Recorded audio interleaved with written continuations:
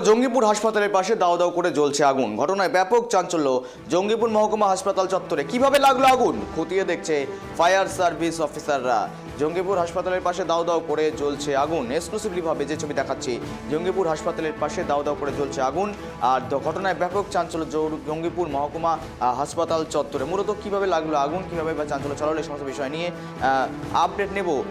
জঙ্গিপুর হাসপাতালে পাশে দাও দাও করে জ্বলছে আগুন, এই সমস্ত বিষয় নিয়ে আপডেট নেব। সঙ্গে রয়েছে প্রতিনিধি মিলন। জঙ্গিপুর হাসপাতালের পাশে দাও দাও করে জ্বলছে আগুন, মূলত কোথা থেকে এই অগ্নিসংযোগের ঘটনা?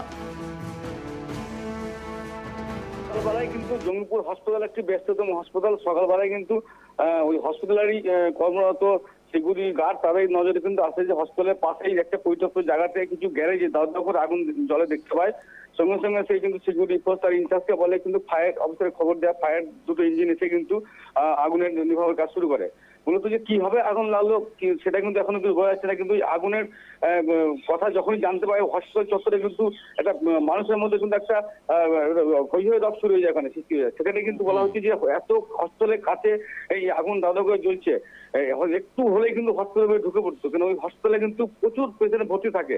এটা নিয়ে কিন্তু একটা সরল সৃষ্টি হয়েছে এবং কি কারণে আগুন লাগলো সেই বিষয়টা কিন্তু হসপিটাল কর্তৃপক্ষ তদন্ত করে দেখছে। ও ফায়ার অফিসার যিনি আছেন তিনি যেটা জানিয়েছেন যে এখানে টায়ার রাখা ছিল, পুরোনো গাড়ি কিছু রাখা ছিল, এর থেকে কোনো শর্ট হতে পারে।